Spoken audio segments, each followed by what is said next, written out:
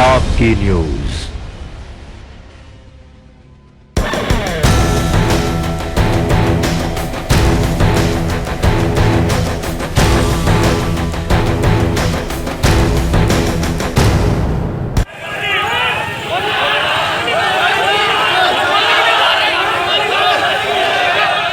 Corona जैसी महामारी को लेकर जहां पूरे देश को लॉकडाउन किया गया है, जिसके कारण बाहर की सभी कंपनी और कारखाने बंद कर दिए गए, तो वहीं अब मजदूरों को कोई काम धाम ना होने के चलते भूखों मरने की नौबत आ गई है,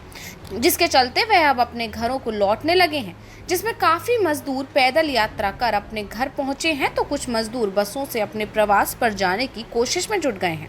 जिसके कारण बाहर से आए हुए मजदूरों को कोरोना संक्रमण की संभावना होने के चलते एहतियात के तौर पर लगातार बाहर से आए हुए प्रवासी मजदूरों को नगर में बनाए क्वारंटाइन सेंटर में 14 दिनों के लिए रखा जा रहा है, जिससे कि यदि कहीं उनमें कोरोना वायरस का संक्रमण हो तो वह किसी दूसरे में ना फैल सके।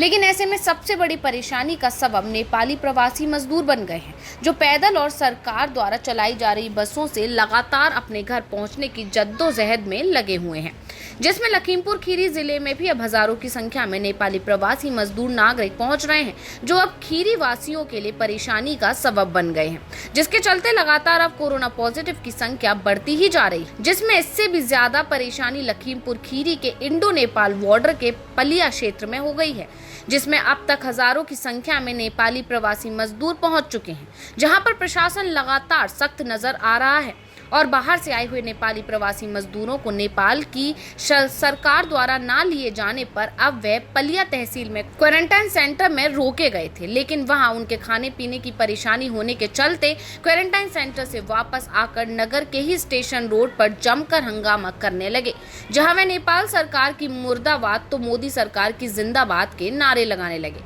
सूचना मिलने पर आनन फानन में मौके पर पहुंचा पुलिस प्रशासन नेपाली नागरिकों को समझाने का प्रयास करता दिखाई दिया, लेकिन वे अपनी जिद पर अड़े रहे। उनका कहना है कि हमें जैसे भी हो हमारे देश पहुंचा दीजिए, हम यहाँ बहुत ही परेशान हो चुके हैं। आपकी सरकार हमारे लिए बहुत कुछ कर रही है, हमको घर जाने के लिए बसों की भी फ्री सुविधा दी, रास्ते में खाने पीने का भी इंतजाम किया, लेकिन हम लोग जब भारत नेपाल सीमा के गौरी फंटा सीमा पहुंचे, जहां से अपने वतन पहुंच पाते, लेकिन वहां हमारी सरकार ने हमें अंदर नहीं लिया और हमें वापस यहाँ रुकना पड़ रहा है। मुंबई, गुजरात और अन्य प्रदेशों से आए हुए हैं,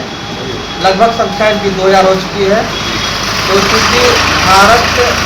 और नेपाल की सीमा बंद हो चुकी है, तो जब तक नेपाल सरकार भारत सरकार में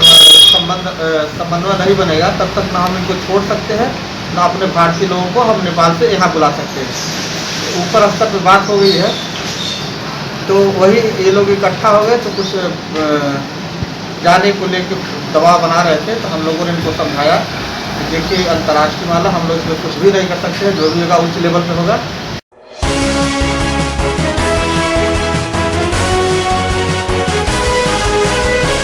आपकी न्यूज।